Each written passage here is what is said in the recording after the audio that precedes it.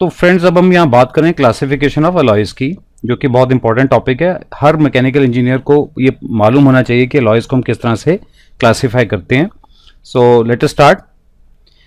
हमने पहले ये यहाँ पे फेरस अलॉयज की बात करें, नॉन फेरस के बाद में करेंगे। तो मेटल और अलॉयज को हमने दो हिस्सों में डिवाइड किया है, ferrous and non ferrous alloys. Ferrous को फर्दर दो क्लासिफिकेशन है, steels and cast irons. Okay, cast iron को हम इस तरह से क्लासिफाई करते हैं, grey cast iron, ductile cast iron, जिसको कि नॉडुलर कास्ट आयरन भी बोला जाता है। फिर है वाइट कास्ट आयरन है, malleable cast iron. Malleable cast iron जो कि जिसमें थोड़ी सी मेलेबिलिटी की प्रॉपर्टीज रहती हैं। स्टील्स की फर्दर क्लासिफिकेशन है low alloy steels and high alloy steels. Low alloy steel को हमने फर्दर क्लासिफाई तीन हिस्सों में करते हैं, low carbon, medium carbon and high carbon steels.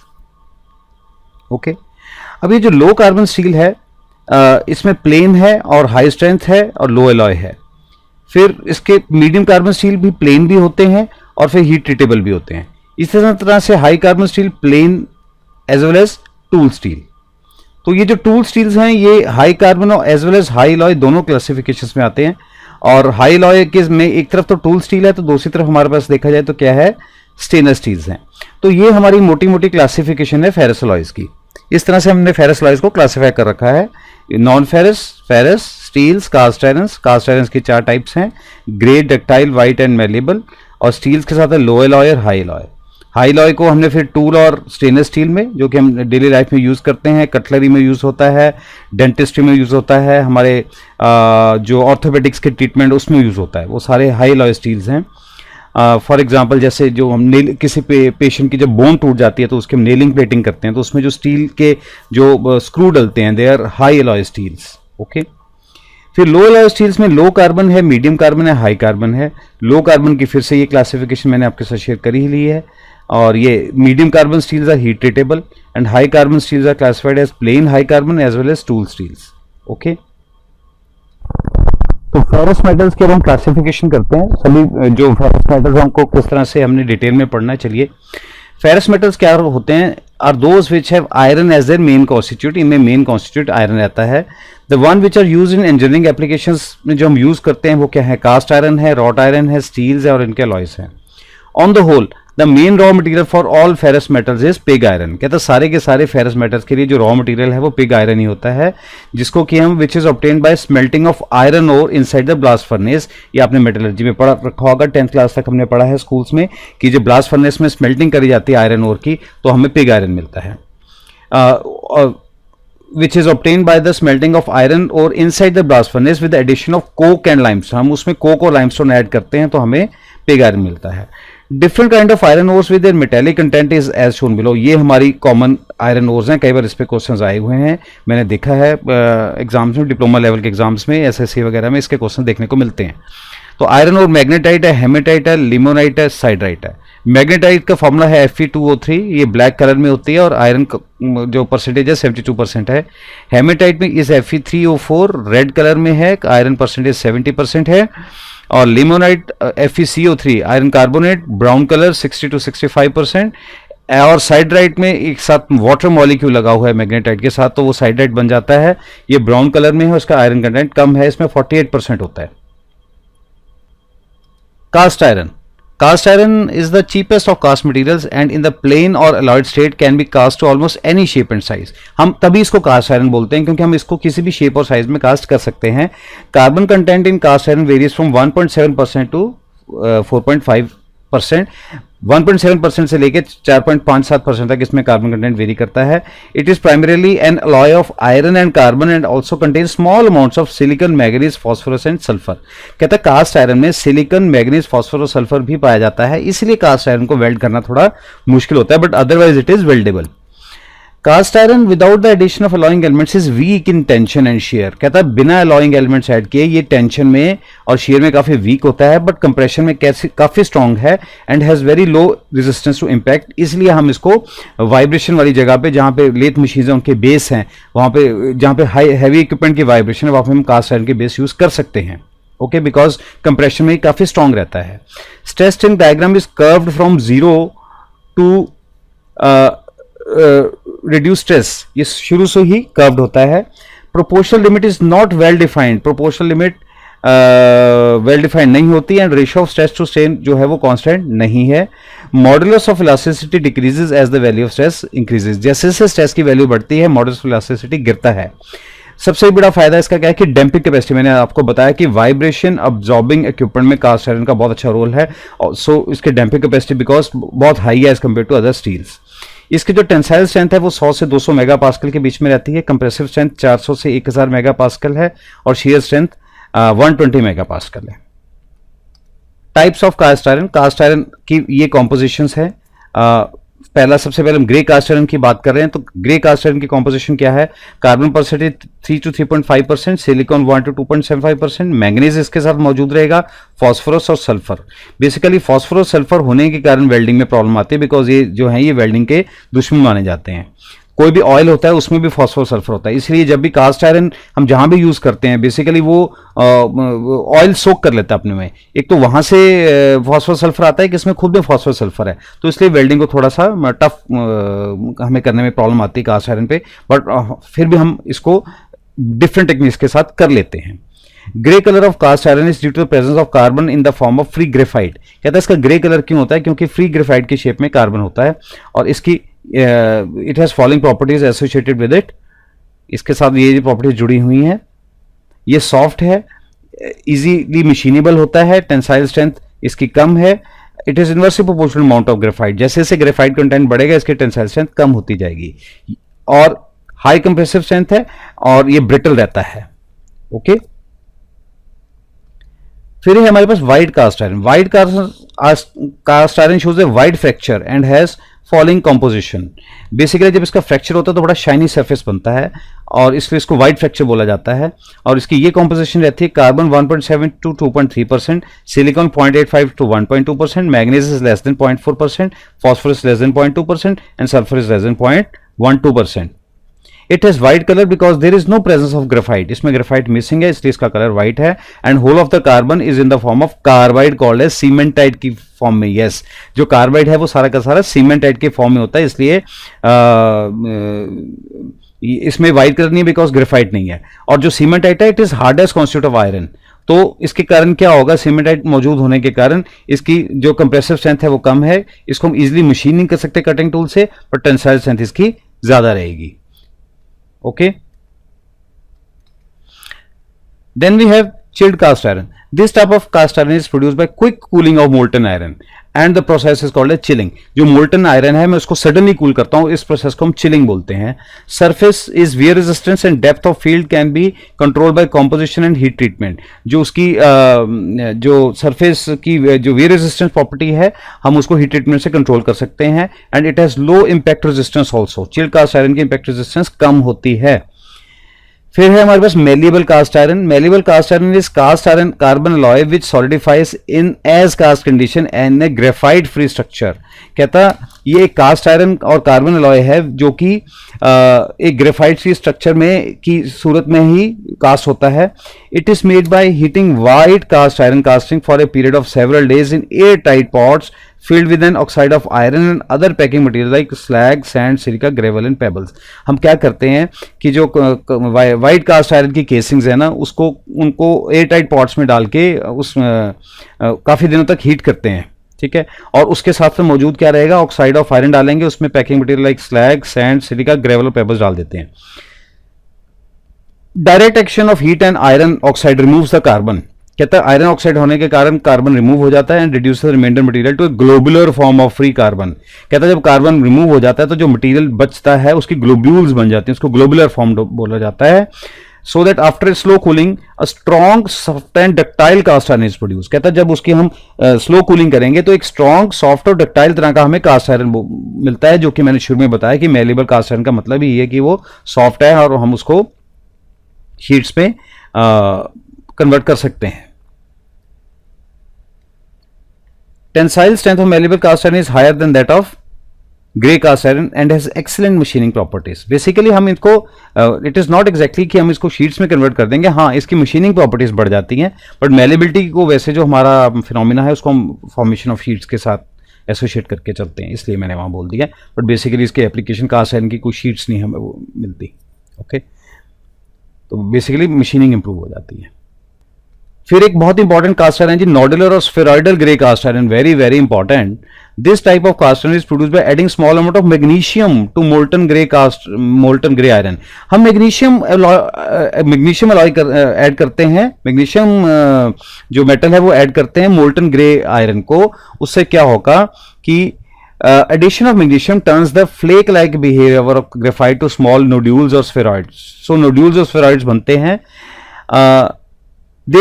इसका जो फायदा है, दे आर वेरी रेजिस्टेंट. जो हमारी बाउल मिल्स हैं थर्मल प्लांट्स में, they are made of nodular spheroidal grey cast iron. ये कोयला पीसने के काम आती हैं. ठीक है, they are very tough, high fluidity, easily flow करता है, कास्टेबिलिटी अच्छी है, हाई टेंसाइल स्ट्रेंथ है, टफ ज्यादा है. हम जैसे जैसे इसको पीटते जाते हैं, अगर हम इसको हैमरिंग करेंगे तो ये और ज्यादा टफ होता जाता है. इसकी वेल्डेबिलिटी अच्छी है और मशीनेबिलिटी अच्छी है. ओके, सो एक बड़ा ही इंपॉर्टेंट कास्ट आयरन है ये हमारा जो नॉडुलर या स्फेरॉइडल ग्रे कास्ट आयरन है. Then we have cast steels. A plain carbon steel is an alloy of iron and carbon varying up to 1.7%. हम देख चुके हैं. जो प्लेन कार्बन स्टील होता है उसमें कार्बन कंटेंट 1.7% तक होता है. ये टफ होते हैं, स्ट्रांग होते हैं, have less weight for same strength of stiffness. अगर हमें जो इसका वेट कम होगा, अगर हमें स्टिफनेस ज्यादा चाहिए तो कम वेट में हमें मिल जाती है.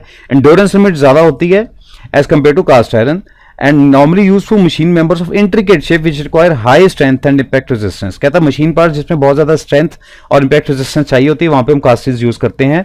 They are more difficult to produce as compare to iron castings and as a result are more expensive. They are costly. ठीक है, आयरन कास्टिंग्स के कंपैरिजन में कास्ट स्टील्स आर कॉस्टली और इनको बनाना मुश्किल है. प्लेन और alloyed cast steel is used where improved properties required over iron castings. अगर हमें आयरन कास्टिंग से एक स्टेप ऊपर जाना है, उसे बेटर प्रॉपर्टीज चाहिए हमें एप्लीकेशन में, तो we be using cast steels. फिर है रॉड स्टील और plain carbon steel. Rod steel और प्लेन कार्बन स्टील एक ही चीज है. Carbon limit for 3 classes of carbon steel.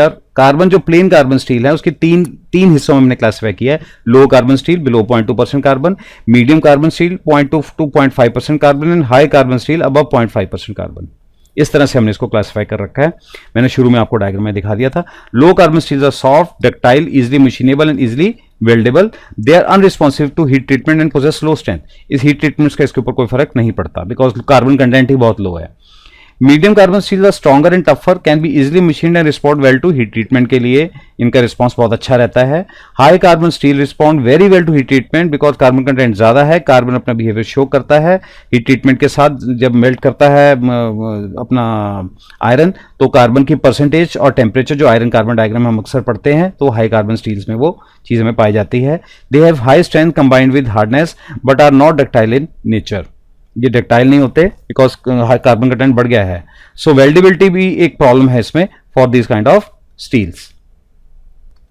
alloy steels are formed when one or more elements other than carbon are introduced in sufficient quantities to modify its property. कहता carbon तो हम add करते थे, अगर हम कार्बन के साथ साथ और एलिमेंट्स भी ऐड करने शुरू कर दें तो उसकी प्रॉपर्टीज चेंज हो जाती है. द मेन अलॉइंग एलिमेंट जो कि हम यूज करते हैं वो है क्रोमियम सबसे इंपॉर्टेंट, निकल, manganese, silicon, vanadium, molybdenum and tungsten. ये सारे के सारे हम अलॉइंग एलिमेंट्स नॉर्मली यूज करते हैं. क्रोमियम, निकल तो बहुत इंपॉर्टेंट है. Manganese is also very important, जो कि अभी हमने पहले भी मैंने डिस्कस किया कि मैग्नीशियम, मैंगनीज हम सारे ऐड करते हैं. तो अब हम अलॉइंग एलिमेंट्स का इफेक्ट देखते हैं प्रॉपर्टीज ऑफ स्टील पे क्या होता है. इसको हम देखते हैं इस तरह से, कुछ डिटेल में मैं इसको डिस्कस करता हूं. Effect of alloying elements on properties of steel. कहता है ferrite and cementite both have presence in the carbon steel at room temperature. में ये दोनों मौजूद होते हैं. फेराइट एंड सीमेंटाइट दोनों पाए जाते हैं. Ferrite is a soft material and cementite is comparatively harder. The hardness is decided by the shape and distribution of carbides in the iron. कहता जो सीमेंटाइट की जो इसकी हार्डनेस है वो कार्बाइड किस तरह से आयरन में डिस्ट्रीब्यूट है वो उससे हमें पता लगता है उसकी डिस्ट्रीब्यूशन कैसी है. It is found that it is not easy to dissolve the whole carbide in the austenite by just heating the steel and finally getting the desired properties and distribution of carbide of different cooling process. कहता है हमने देखा है कि practically जो पूरा का पूरा कार्बाइड जो है वो डिसॉल्व नहीं होता ऑस्टेनाइट स्टेट में. सिर्फ स्टील को हीट करके जब वो ऑस्टेनाइट बनता है तो सारा का सारा कार्बोनाइट जो है वो उसमें डिसॉल्व नहीं होता और हमें डिजायर्ड प्रॉपर्टीज नहीं मिलती चाहे हम डिफरेंट कूलिंग प्रोसेसेस अडॉप्ट करें. In case carbon in steel is 0.8%, then it is found that slow cooling process produces structure called perlite. 0.8% से कम पे जो जब स्लो कूलिंग होती है तो हम परलाइट बनती है. परलाइट का स्ट्रक्चर डेवलप होता है which has alternate layers of cementite and ferrite. कहता सीमेंट, जब इसी सीमेंटाइट और फेराइट को जब हम हीट किया 0.8% वो कम वाले पोर्शन में, तो इनके ऑल्टरनेट लेयर्स पे एक स्ट्रक्चर डेवलप होता है जिसको परलाइट बोलता है। परलाइट का मतलब क्या है? बेसिकली पर्ल लाइक, मोती जैसा दिखता है ये माइक्रोस्कोप के नीचे, इसलिए इसको परलाइट बोला जाता है। In case carbon is less than 0.8% then resultant structure is free of ferrite and pearlite. कहता अगर हमारा कार्बन 0.8% से कम है तो स्ट्रक्चर फेराइट और परलाइट से फ्री होता है। If carbon content is more than 0.8% and also steel is cooled slowly then final structure is composed of pearlite clustered by thin carbide. कहता अगर 0.8% से बढ़ जाता है और हम स्लो कूलिंग करें तो परलाइट के साथ साथ क्या होता है? कार्बाइड बनता है। If cooling rate is high, then space between perlite lamellae become less and there is formation of carbide. अगर मैं कूलिंग रेट बढ़ा दूं तो परलाइट की जो लेयर्स होती हैं, लैमेले जो होती हैं, उसके बीच में स्पेस कम हो जाती है और उसके बीच में कार्बाइड बन जाता है जो कि स्टील को हार्ड कर देता है। तो whole austenite changes into hardened brittle structure called as martensite. Fast cooling पे ऑस्टेनेट सारा का सारा एक ब्रिटल स्ट्रक्चर जिसको कि मार्टेनसाइट कहते हैं उसमें कन्वर्ट हो जाता है। Martensite is the most hardest जो स्ट्रक्चर है स्टील का, उसको मार्टेनसाइट बोला जाता है। क्वेश्चन आ जाता है, hardest is martensite. If this martensite is heated up to temperature which is below critical temperature, then carbide comes out in the form of small spheroids and the final structure experiences ductility. अगर हम इस martensite को heat करें below critical temperature तो carbide बाहर आ जाता है in form of spheroid की शेप में बाहर आ जाता है और स्ट्रक्चर जो है वो डक्टाइल बन जाता है। स्फेरॉइड होने पे क्या हो जाता है कि चीजें जो है वो डक्टाइल हो जाती हैं। The behaviour and structure of carbon steel is greatly influenced by addition of various alloying elements. कहता है अगर हम वेरियस अलॉइंग एलिमेंट्स इसमें ऐड कर देते हैं तो बिहेवियर हमारा चेंज हो जाता है। Their addition certainly depends upon the major constitute of steel, ferrite and carbide. कहता है इसके साथ साथ ये भी देखना हमें पड़ेगा कि फेराइट और कार्बाइड के कॉन्स्टिट्यूट कितने हैं स्टील में। With the help of alloying elements different properties are retained which take place due to the distribution of carbide in ferrite। कहता है अलॉइंग एलिमेंट्स के कारण डिफरेंट प्रॉपर्टीज प्रोड्यूस हो जाती हैं due to formation of carbide in the ferrite. It is not possible to develop same kind of hardness through the various cross section with different quenching medium. कहता है same hardness नहीं मिलती अगर हम different क्वंचिंग या कूलिंग रेट्स लें। So the hardness of steel can be varied by adding alloys without sacrificing other properties which may even lead to cracking and distortion। तो कहता है इस सिचुएशन में हम क्या करते हैं कि अगर हमने उसको स्टील की हार्डनेस को वेरी करना है तो हम उसमें अलॉयज डाल देते हैं ताकि उसकी अलॉयज डालने से क्या होगा कि उसकी बाकी की प्रॉपर्टीज ना चेंज हो। अगर हम अलॉयज नहीं डालेंगे तो उसकी स्टील में क्रैकिंग डेवलप हो जाती है। सो द रीजन कि हम अलॉइंग एलिमेंट्स क्यों ऐड करते हैं वो ये हैं आपके सामने पॉइंट्स जो मैं लिख रहा हूं 6 points. They provide high temperature strength देते हैं अलॉयज हमें। हाई टेम्परेचर पे स्टील कैसे काम करेगा? रिएक्टर्स हैं कुछ और बॉयलर्स हैं, हाई टेम्परेचर एरियाज में स्टील कैसे सह पाएगा? तो उसको उसके ये अलॉइंग से पॉसिबल है। Prevent grain growth in austenite while undergoing heat treatment. Heat treatment केवल ग्रेन ग्रोथ नहीं होने देता। ठीक है। Eradicating the effect of sulphur which causes brittleness. मैंने बता दिया था कि फॉस्फोरस सल्फर ब्रिटलनेस आते हैं, उसके इफेक्ट को खत्म करता है। It improves corrosion resistance, machining property बढ़ाता है और सरफेस वेयर रेजिस्टेंस भी इंक्रीज करता है। Okay, so these are effects of various alloying elements. ये जो हमारे अलॉइंग एलिमेंट्स को हम स्टेप बाय स्टेप देखेंगे कि इनसे क्या फर्क पड़ता है। Carbon is major contributor of all steels. Its presence affects hardness, tensile strength, melting point as well as machinability. ये बात तो पक्की है कि कार्बन हर स्टील में पाया जाता है और इसकी जो प्रेजेंस है उससे hardness, tensile strength, melting point और मशीनेबिलिटी सारे के सारे इफेक्ट होते हैं। अब निकल का बात है। निकल की स्टोरी क्या है कि nickel is soluble in both alpha and gamma forms of iron and toughens the ferrite phase. कहता है निकल अल्फा और गामा जो स्टेजेस आयरन की उसमें सॉल्युबल होता है और फेराइट फेस को टफ करता है। It increases resistance to impact, increases toughness while lowering the critical temperature of steel and provides a wide range of heat treatment. कहता है ये टफनेस बढ़ा देता है, क्रिटिकल टेंपरेचर कम कर देता है और हीट ट्रीटमेंट के कई रास्ते खोल देता है। इफ निकल क्वांटिटी इज हायर साइड तो स्टील ब्रिटल हो जाता है और हार्ड हो जाता है और ग्रेन ग्रोथ नहीं होती कार्बोराइजिंग के वक्त। सो इस स्टेज में हम क्या करते हैं, हम क्रोमियम ऐड करते हैं। Chromium develops chromium carbides in the steel and is called as carbide former. It reduces the tendency of nickel to graphitize steel and is result both nickel and chromium are found as a combination. कहते हैं निकल के तो फायदे थे पर निकल के होने से उसकी ग्रेन ग्रोथ नहीं हो रही थी और जो निकल की टेंडेंसी थी स्टील को ग्रेफाइटाइज करने की, उसको कम करने के लिए हमने क्रोमियम डाला। इसलिए हम नाइक्रोम स्टील वर्ड यूज करते हैं कि स्टील जो क्रोमियम और निकल है ये दोनों स्टील में पाए जाते हैं, इसलिए हमने इनको नाम दे रखा है nichrome steel. It helps in developing coarse grain structure and produces steel which are corrosion resistance as well as resistance to abrasion and wear. So इससे डलने से coarse grain structure बनता है, steel और corrosion resistance बनता है, और there is resistance to abrasion, wear and erosion. ठीक है. फिर है molybdenum. It also forms complex carbide and increases the A3 transformation point. The problem of temper brittleness. Temper brittleness का मतलब है हाई टेम्परेचर पे जब ब्रिटलनेस आती है उसको हम टेम्पर ब्रिटलनेस बोलते हैं. It is removed by adding 0.25% of molybdenum. It raises the tensile strength and creep strength along with other properties like corrosion resistance and abrasion resistance. ये भी ये सारी की सारी प्रॉपर्टीज को अफेक्ट करता है जो molybdenum है. ठीक है. फिर हमारे पास है manganese. It form suitable manganese carbide which is soluble in alpha and gamma iron. It contributes to depth, hardness and strength of steel by countering the effects of sulphur. मैंने बता दिया कि मैंगनीज जो है सल्फर के effect को खत्म करता है, और if present in high percentage it affects ductility as well as weldability. तो वेल्डेबिलिटी भी इंप्रूव होती है, डक्टिलिटी भी इंप्रूव होती है, और वर्क हार्डनिंग की नेचर है इसकी कि जो एलॉयज होते थे गाड़ियों में किसी टाइम पे एल्यूमिनियम मैग्नीशियम एलॉयज हम डालते थे, तो उसमें sorry that was magnesium not manganese, this is manganese. Okay, but मैं वैसे आपके साथ डिस्कस करना चाहूंगा कि सॉरी मैंगनीज की नहीं, मैग्नीशियम के साथ वर्क हार्डनिंग प्रॉपर्टीज जुड़ी होती हैं कि जब मैग्नीशियम मैं किसी चीज में ऐड करता हूं तो वो उसकी वर्क हार्डनिंग बढ़ा देता है. तो एल्यूमिनियम जो है वो सॉफ्ट होता है, हम कभी अकेला यूज नहीं करते. गाड़ियों में पहले हम एल्यूमिनियम अलॉयज यूज करते थे, तो एल्यूमिनियम मैग्नीशियम डालने से वर्क हार्डनिंग हो जाती है. जैसे जैसे मैं इसको करूंगा यूजेज में लाऊंगा चीज को एल्यूमिनियम को, वो हार्ड होता जाएगा. ठीक है, तो that was magnesium, here this is manganese. Vanadium. The addition of vanadium raises the transformation point, lowers the carbon content of eutectoids, promotes fine grain structure, increases hardenability, gives strength and toughness to heat-treated steel. फिर है silicon. When used up to 2%, it increases the strength without decreasing ductility. ठीक है, 2% तक use करें तो strength को बढ़ाता है, डक्टिलिटी पे कॉम्प्रोमाइज किए बिना. एक्सेस डीऑक्सीडाइजर का काम करता है and improves oxidation resistance. Titanium, very important metal, prevents formation of austenite in high chromium steel, reduces hardness as well as hardenability in these steels.